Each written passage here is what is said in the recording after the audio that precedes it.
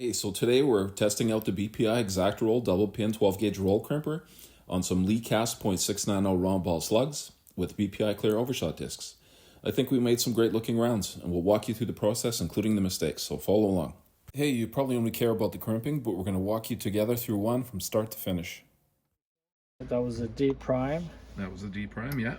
Yeah, and this little baby that resizes your outer collar rim. There we go, primed. Primed. There you go. And then we hand weighed 33 grains. So here's 33 grains.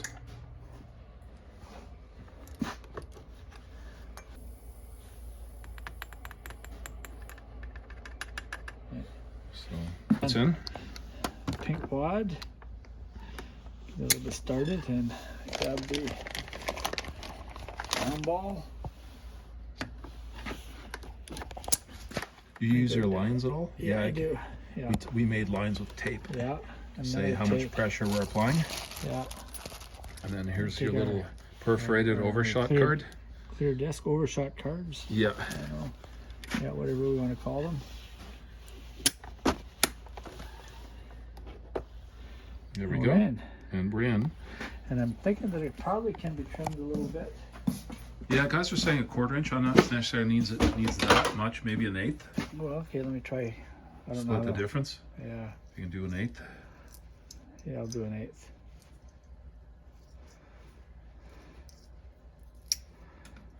Just to get some of the gnarly stuff off, maybe. Yeah, that's about enough. We'll try that then we'll see. Little less than the last one.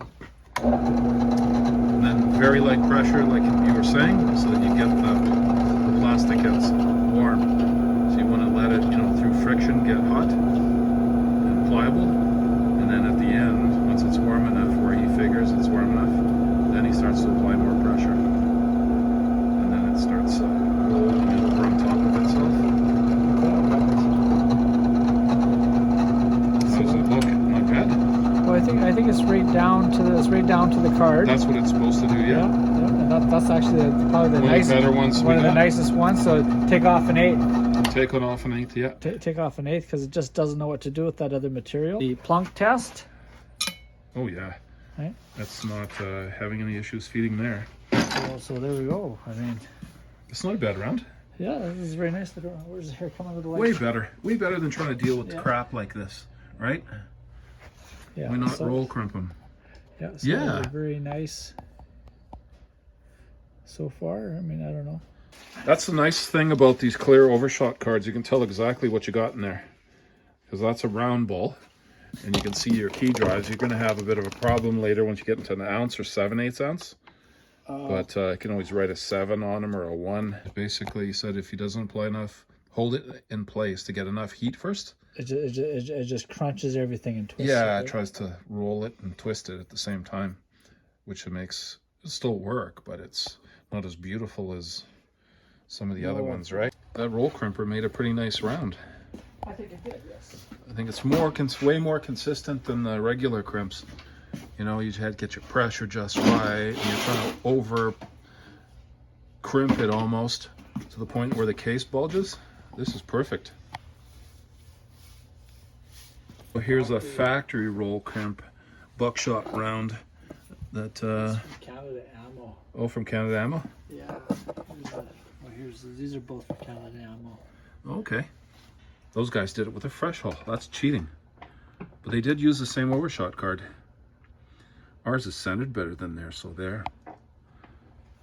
Well, now you've seen roll crimping with the BPI Double Pin Roll Crimper. You know about as much about it as I do.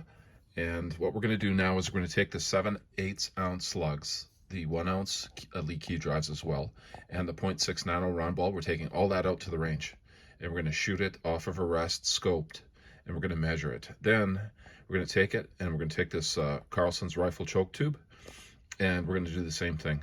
And I'm going to see what kind of spin it imparts to it, and see if you get a little bit more accuracy out of it.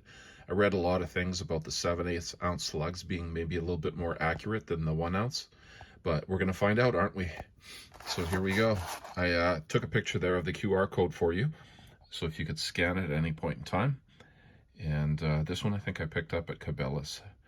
I think it was around the $100 Canadian mark. So I'll post a link to it if I can find anything for you for Amazon.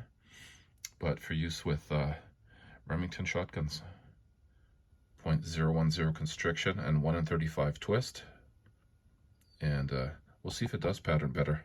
See if you can read that. Remington rifle choke, used with slugs, sabots, or rifled slugs. So if you can see here, but can you see the rifling? That's not too bad. You can see that, right?